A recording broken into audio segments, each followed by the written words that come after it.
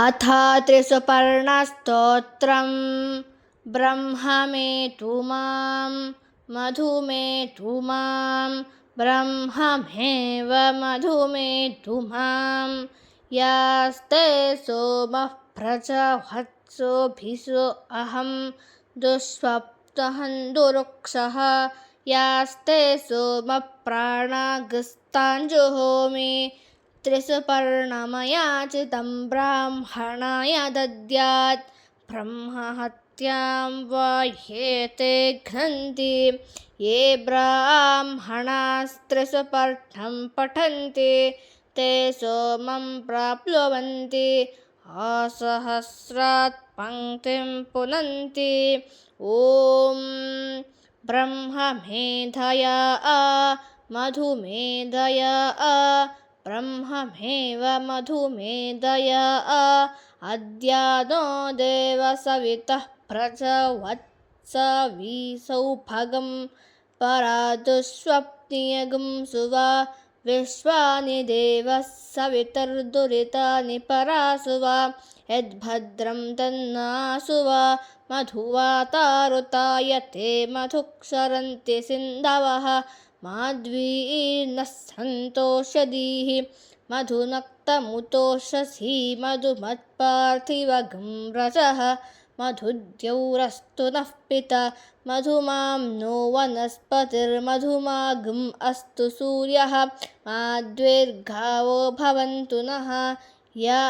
इमं त्रिसुपर्णमया चितं ब्राह्मणाय दद्यात् भ्रूणहत्यां वा ये ते घ्नन्ति ये ब्राह्मणास्त्रिसुपर्णं पठन्ति ते सोमं प्राप्नुवन्ति असहस्रात् पङ्क्तिं पुनन्ति ॐ ब्रह्ममेधवा मधुमेधवा ब्रह्ममेव मधुमेधवा ब्रह्मदेवानां पदवीः कवीनां ऋषिर्विप्राणां महिषो मृगाणां शेनो गृध्राणाग स्वधितिर्वना नागं सोमः पवित्रमत्येति रेभन्न हगं सश्रुतिषद्वसुरन्तरिक्षः सद्धोता वेदिशतदिर्दुरोढसत् दृशद्वरः सदृशः सद्व्योमनस्तब्जा गोजारितजा अद्रिजा ऋतं बृहत् रुचेत्वा समित्स्रवन्ति सरितो रथेनाः अन्तर्हृदा मनसा पूयमानाः घृतस्य धारा अपि चाकशीमि हिरण्ययो वेतसो मध्य आसां तस्मिन् सुपर्णो मधुकृत्कुलायी भजन्नास्ते मधुदेवता आभ्यः तस्यासते हरयः सप्ततीरे